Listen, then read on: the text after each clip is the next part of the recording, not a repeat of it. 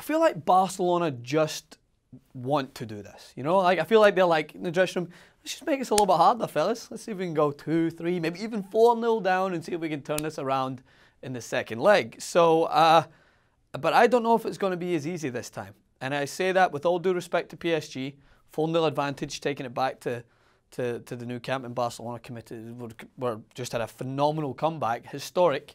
But Juventus are a different kettle of fish, and I'll tell you why. They're very confident, not just in their ability to attack Barcelona and exploit the weak defensive issues that are prominent in that team, as can be seen from miles away, but I feel like they're also comfortable when Barcelona hit them on the counter-attack as well, because there were signs. I don't think Barcelona played as badly today as they did when they played PSG. I think they had some exciting moments, but this Juventus team looked resilient at the back, got some world-class talent, and they're really together, strong-knit group. I mean, you could say all that for PSG as well. I do understand that counter-argument. Just something about this Juventus team. So before I get into the game, I have to mention the other game that was set to take place today, Borussia Dortmund versus Monaco, an explosive. It has been confirmed that it was some form of explosive went off, and it diverted the Dortmund bus, and Bartra was taken to the hospital and is thankfully okay.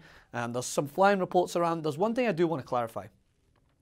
The 15 to 20 minutes after something happens, whether it's in the footballing world, whether it's in the world in general, it's cancerous at times, is the speculation and just the outright drivel that people just throw around on the internet before allowing for facts to come forward. And that's why misinformation gets spread, that's why stereotypes are reiterated, that's why problems occur, because people just spew without thinking. Oh, there's an explosion, this happened, boom, boom, boom, all these things without waiting. It may have been that was an attack, and as many reports have now stated, there's other devices apparently around Borussia Dortmund's hotel where the players were staying. So there could be a case being made that this was a planned attack. It's still a little murkiness, still a little cloudy when I'm shooting this.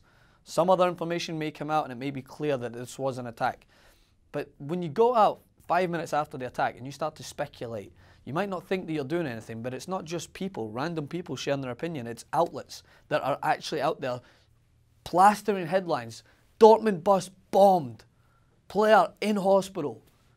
Like, it doesn't play into any sort of newsworthy conversation. It just fuels almost a hate-filled narrative, and it just adds to people's point of view. So don't want to spend too much time on that. The game's been rescheduled to tomorrow. Great act of sportsmanship from both Dortmund and Monaco. Monaco fans singing Dortmund's name in the stadium as they awaited them, and then both Dortmund have actually allowed for Monaco fans who are waiting there, who have to stay an extra night, maybe some that were planning on flying back, maybe have work tomorrow. They're offering to put them up.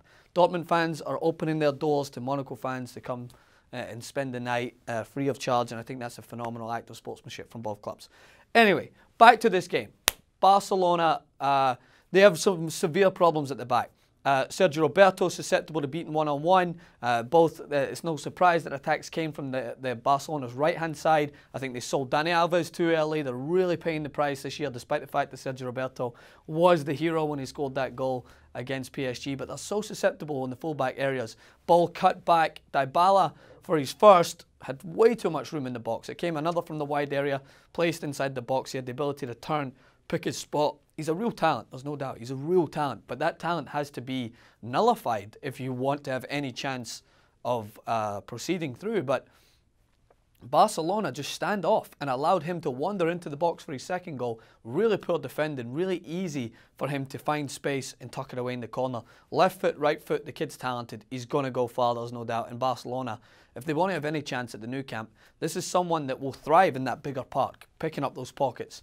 And if Barcelona really do want to have any chance, they're going to have to cut that out and play someone specifically like a Mascherano on him. Talking about Mascherano, I've always been a big fan of him, but marking one-on-one, he gets far too tight. He tries to wrap himself in the opponent rather than actually watching the ball and having his distance and trying to defend. He gets caught up in a tangle match with Chiellini.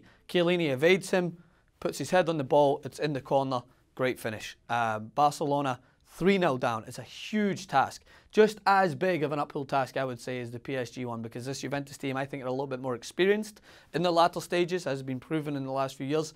Gigi Buffon has never conceded a goal to Lionel Messi. New stat I found out today. So that's something that's going to have to be overcome.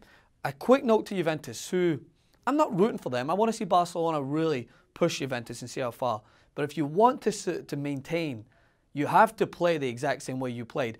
At one point, Khedira was sitting right on top of Barcelona's midfield in their own half, pushing higher, even when they were 3-0 up, continuing to press.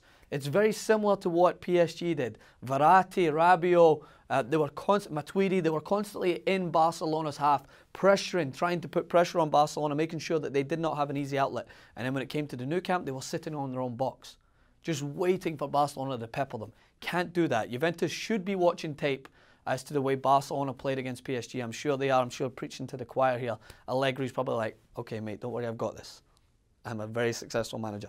But you have to do that. Khedira has to play high as well. They have to continue to put the pressure on. They have to make sure that Barcelona do not have time in the middle of the park, because the game's won and lost in the middle. Suarez, Neymar and Messi can get the ball, and when they get it in space, they're dangerous. But if Juventus continue to nullify Barcelona's ability to play from the back and press them high, it's going to be a tough task.